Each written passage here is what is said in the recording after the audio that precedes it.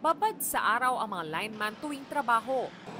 Pero sabi ni Joseph, iba raw ang init ngayon. Hindi na kagaya ng dati, ma'am. Ngayon, maano na, mahapdi na sa balat yung init. Ito yung pagbabago ng klima dahil sa mga pag-release natin ng greenhouse gases. Delikado ang sobrang exposure sa araw ayon sa mga dermatologist dahil ang UV o ultraviolet rays ng araw nakasisira sa balat at mata. We don't have a very good ozone layer anymore to protect us from this UV.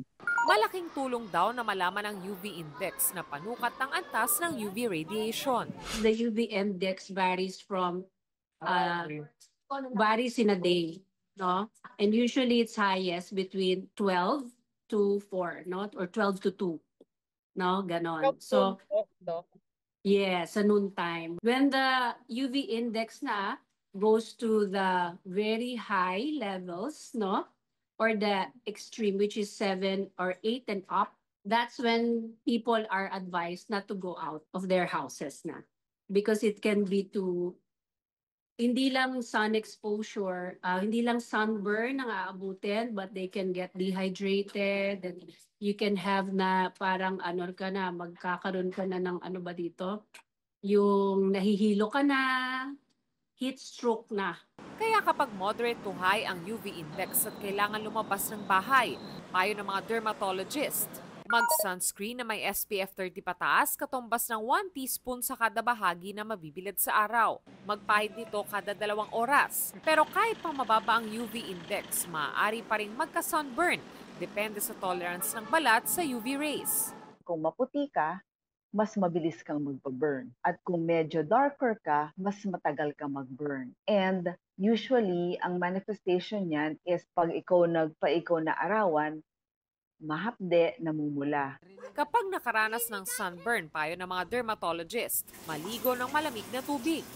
And at the same time, no, hindi lang maligo araw-araw, you can use a mild soap. Para mabawasan ang hapdi o pamamaga, maglagay ng cold compress o magpahid ng pinalamig na skin moisturizer. Kapag ito'y namamaga talaga, tas parang ano, you can